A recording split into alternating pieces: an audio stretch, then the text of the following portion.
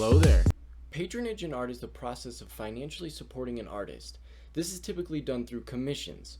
Artists and art itself have always relied on patronage simply because artists need money and people like to buy, consume, and own art.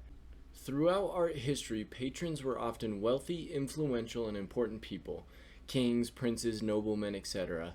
Patrons can also be corporations and institutions. And what is the most wealthy, influential, and important institution on the planet? The church. This is why religion was often a focal point of Renaissance painters, apart from being uber-religious themselves.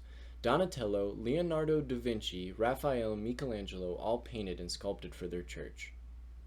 As time went on and as art as a whole progressed, artwork became a commodity. The average painting was being bought, sold, auctioned, and moved around extensively.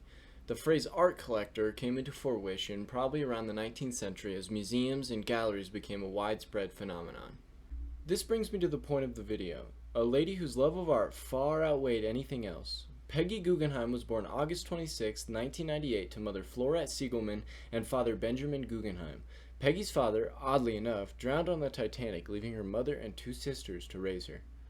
Peggy was raised in New York City until she moved to Paris when she was 22. In Paris, she mingled with artists and writers, eventually meeting Marcel Duchamp, who would later become one of art's most prominent Dada creators. After Paris, she started a gallery in London.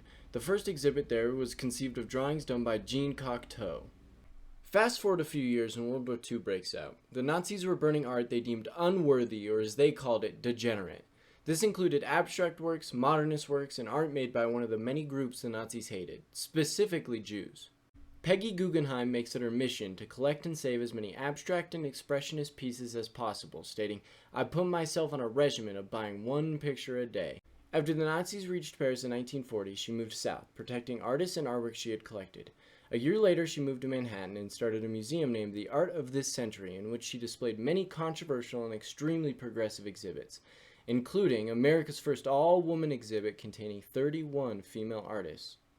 Following the jealousy-driven divorce of artist Max Ernst, she moved back to Europe where she was invited to exhibit her collection at a museum in Italy. This collection became one of the most prominent gatherings of 20th century art and eventually became the Peggy Guggenheim collection housed on the canals of Venice. She had an obsession with spreading her love of art, loaning her collection out to museums in Europe and the museum of Peggy's uncle, the Solomon R. Guggenheim Museum in New York City. Peggy grew old, leaving her legacy behind to the Solomon R. Guggenheim Foundation 3 years before she died in 1979.